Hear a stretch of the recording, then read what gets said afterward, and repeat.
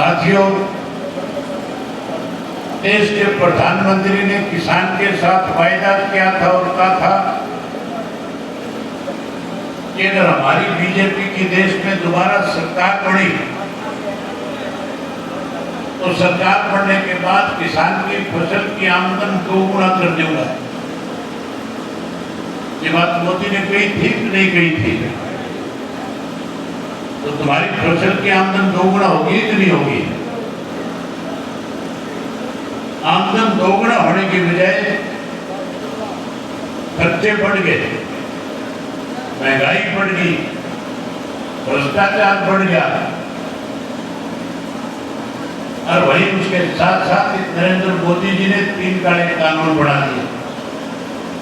ऐसे काले कानून थे, अगर आज वो लागू रह जाते तो फिर साथियों मान के चलो, जिन जमीनों के आज आप मालिक हो, ये जमीनें उससे आप बेदखल हो जाते और वही सारी की सारी जमीन जो है बड़े बड़े कॉर्पोरेट घराने जो है उनके हाथों में चली जाती।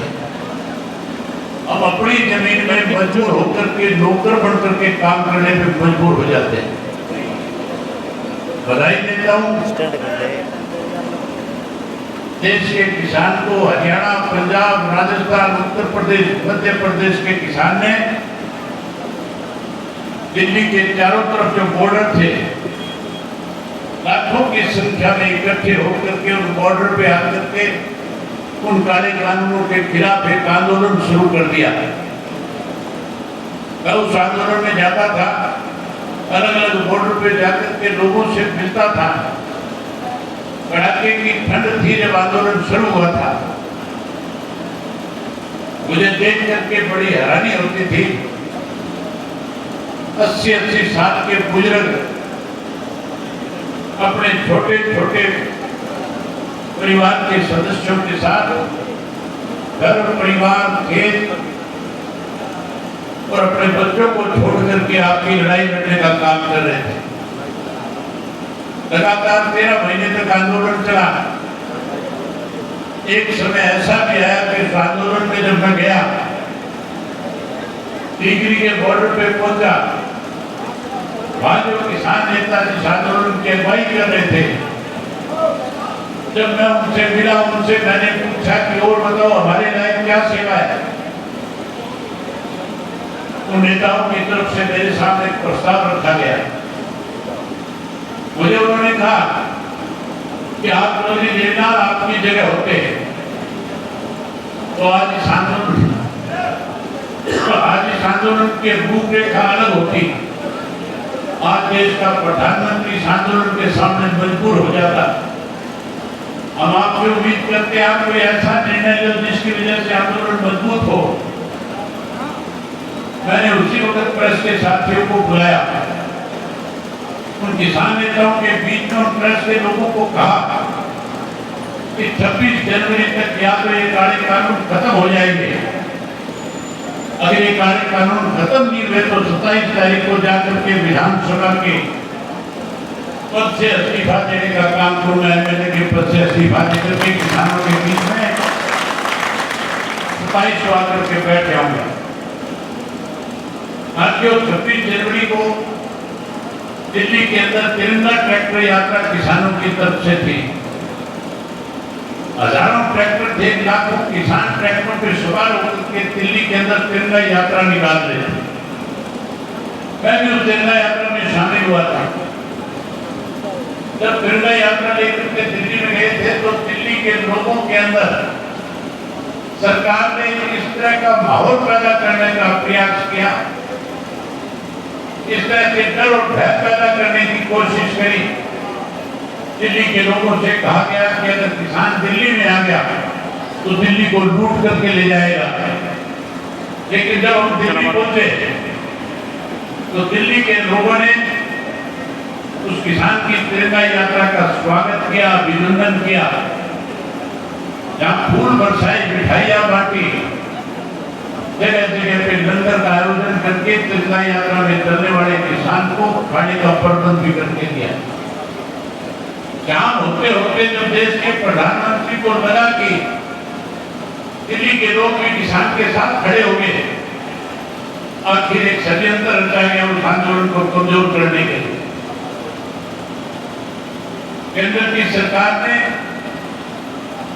रेडियो पे, टेलीविजन के ऊपर अफवाह फैलाई, खबर फैलाई कि तिरंगा यात्रा में जहां किसान आया था, किसान के साथ उग्रवादी आए, अलगाववादी आए, खालिस्तानी आए, जिन्होंने जाकर के लाल किले के ऊपर कब्जा कर लिया और खालिस्तान का झंडा फहरा करके हमारे तिरंगे का अपमान करने का काम किया। इस तरह के अफवाह फैला करके आंदोलन को कमजोर करना चाहते थे, तोड़ना चाहते थे।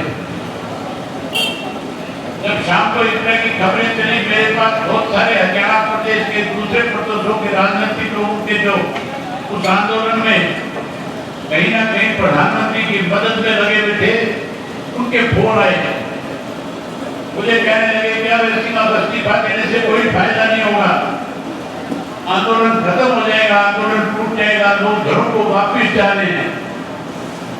मुझे जो फोन कर रहे थे, मैंने उनको कहा कि अगर आपने किसान के घर में पैदा हुए हो, अगर आप किसान का वोट लेकर के विधानसभा लोकसभा के सदस्य बने हो, तो आप लोगों की भी जिम्मेवारी बनती है कि आप भी मेरी तरह विधानसभा और लोकसभा से इस्तीफा देकर के इन किसानों के साथ आकर के बैठ करके इनकी लड़ाई लड़ने का काम करो। मैंने कहा मैंने किसानों के बीच में वायदा किया है, मैं 27 तारीख को जाऊंगा और अपना इस्तीफा देकर के किसानों के बीच में आकर के बैठ जाऊंगा। मैंने 27 को इस्तीफा दिया, इस्तीफा देकर के मैं उस किसान आंदोलन में जाकर के टीकरी के बॉर्डर पे लोगों के बीच में बैठे। इस आंदोलन को खत्म करने का षड्यंत्र रचा जा रहा था, वो आंदोलन और ज्यादा मजबूत हो गया।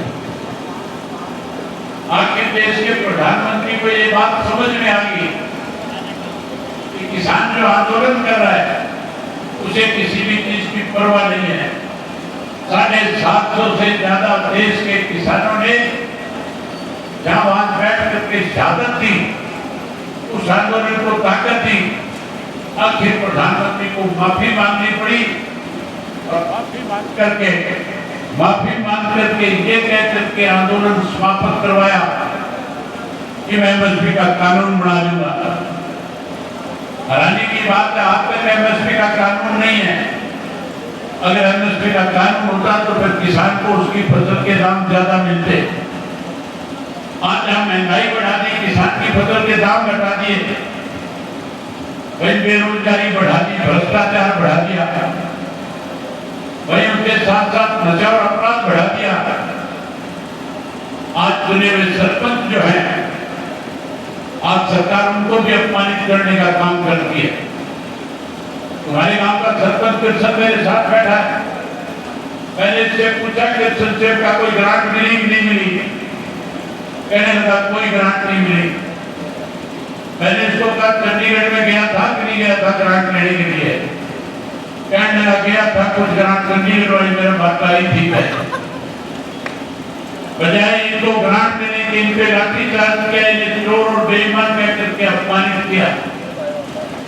एक वक्त याद करो साथियों, ओम प्रकाश चौटाला जी का था, जब चौटाला साहब मुख्यमंत्री थे, सरकार आपके द्वारा कार्यक्रम लगा करते थे, गांव की पंचायत की तरफ से मांग की जाती थी, गांव की पंचायत की तरफ से मांग रखी जाती थी और चौटाला साहब लाखों रुपए आप मांग के रूप में रखते थे, करोड़ों रुपए ग्रांट के देकर के गांव का विकास कराने का काम करते थे।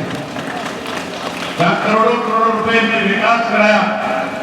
आज की सरकार से किसान दुखी है, आज की सरकार से मजदूर, व्यापारी, कर्मचारी दुखी है। आज की सरकार को ये माताएं बहनें भी बदलना चाहती है। आज इस सरकार ने इस किस्म के फैसले ले रखे हैं जिससे आम आदमी दुखी और परेशान होता है। मुख्यमंत्री ने पर्सनल फैसला लिया है, कहता है हम किसान अगर खाद देने जाएगा तो उसको पोर्टल के ऊपर लिख करके देना होगा खाद किस काम के लिए चाहिए। इतने सारे पोर्टल बना दिए कि हर वक्त किसान के सामने, गांव में रहने वाले व्यक्ति के सामने, हरियाणा प्रदेश के हर युवा के सामने दिक्कत और कठिनाई है। मुझे लगता है मुख्यमंत्री को किसी ने यह समझा दिया कि आप एक ऐसा पोर्टल भी बनाओ कि कोई भी आदमी खाना खाएगा पहले पोर्टल पे बताना पड़ेगा कि मैं खाना खाने जा रहा हूं।